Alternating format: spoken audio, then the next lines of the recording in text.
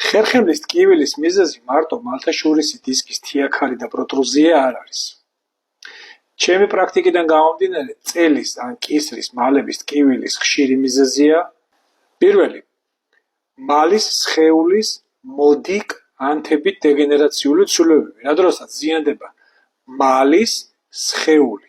კერძოდ, ის შუქდება და კარგავს სიმკვრივეს.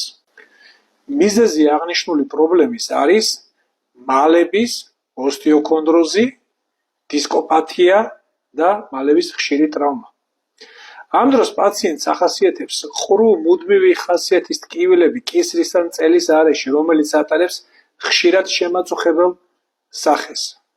მკურნალობა ეფექტურია აპარატურული ფიზიოპროცედურები, კერძოდ მაგნიტოთერაპია და ულტრაბგერითი თერაპიის სახით. მეორე მიზეზი არის სპონდილოართროზი, ანუ მალების სახსრების, ანუ ფასიეტების ანთებით დეგენერაციული ცვლილებები, რა დროსაც ხდება ხერხემლის სახსრების ართროზული გადაგვარება.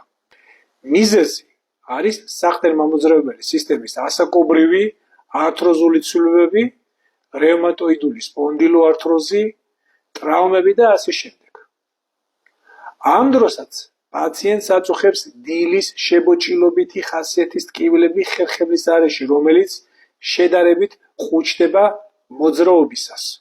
მკურნალობის მიზნით ეფექტურია არასტეროიდული ანთების საწინააღმდეგო მედიკამენტების და ასევე გელების შეზელა მტკივნეულ ადგილას. სამკურნალო ფიზიოპროცედურები, კერძოდ მაგნიტოთერაპია, ულტრაბგერითი თერაპია, ტეკაროთერაპია, ლაზეროთერაპია და აგრეთვე ქონდროპროტექტორების ხანძლივი მიღება გლუკოზამინ სულფატის სახით.